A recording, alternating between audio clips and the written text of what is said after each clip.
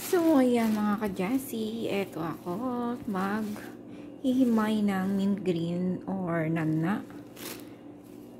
Tapos, eto yung mga parsley or kasbara. Ayan. Eto yung mga dahon-dahon. At syempre, may ginger tayo. Ito natin ang ginger.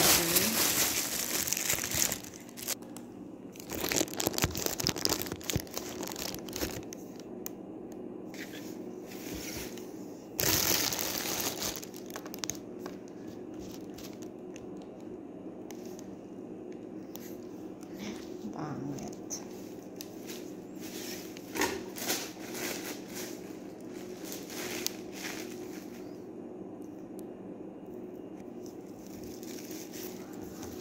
So, ang mint leaves ay ginagamit ko sa salad, sa mga pagkain.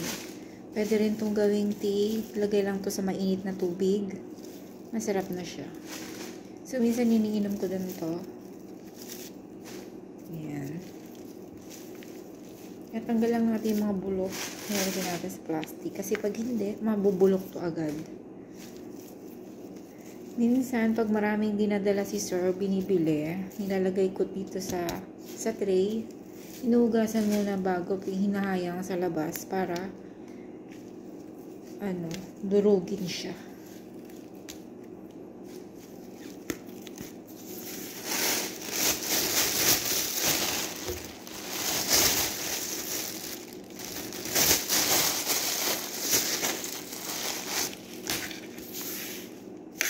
So, ayun. Tapos na tayo sa mint leaves. So, dito naman tayo sa kasbara or parsley.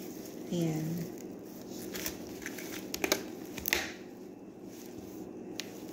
Tanggalin lang natin yung mga yellow.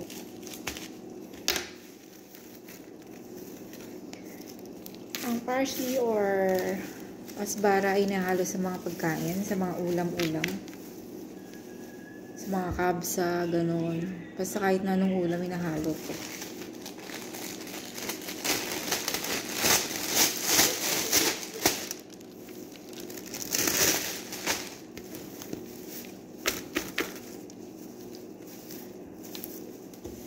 Yan, ganyan siya.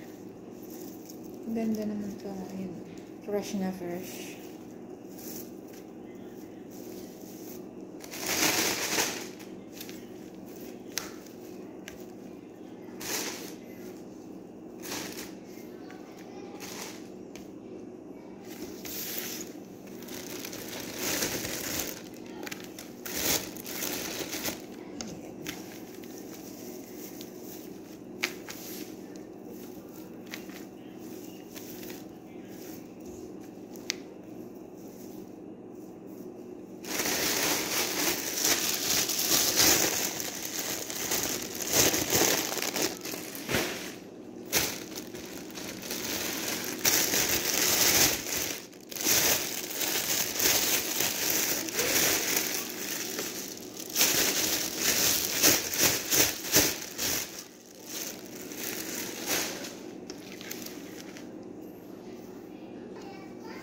Then, next naman natin ay ang beer.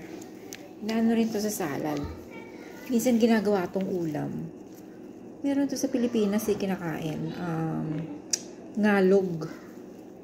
Ngalog ang tawag. Sa Ilocano. Hindi ko alam sa Tagalog po.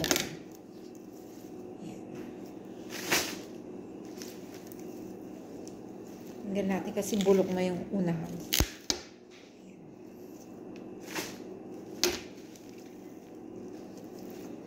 Hindi ako nakain nito pag salad. Pero pag niluluto, nakain ako.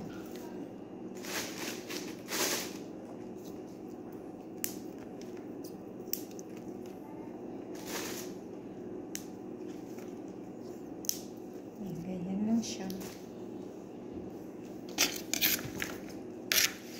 So, bulok na siya. O, tingnan nyo. Bulok na. Hindi ko kasi nalinis to kasi umalis kami kahapon.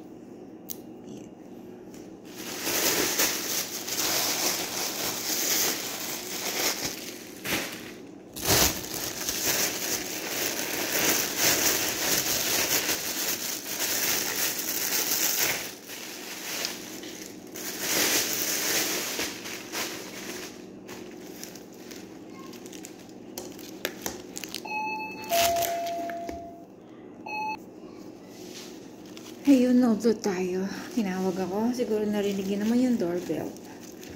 So, ayan. Tatanggalin lang natin. Ito pala ay Fujul or parang labanos to eh. Labanos na maliliit na. Hindi pa siya nagbo-boom. Ganun. So, kinakain nila yung dahon. Kapartner nito ay yung gerger na tinatawag nilang gerger.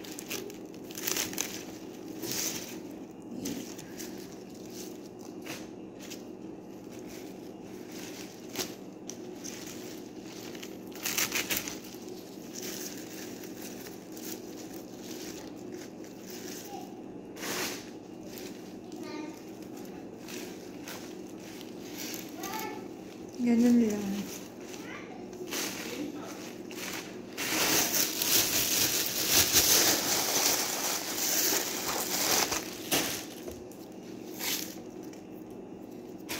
So, yun. Tapos na. So, ayan. Tapos ilalagyan na natin sa ref. Yan. Ganyan lang kasimple. So, thank you guys for watching. Love ya.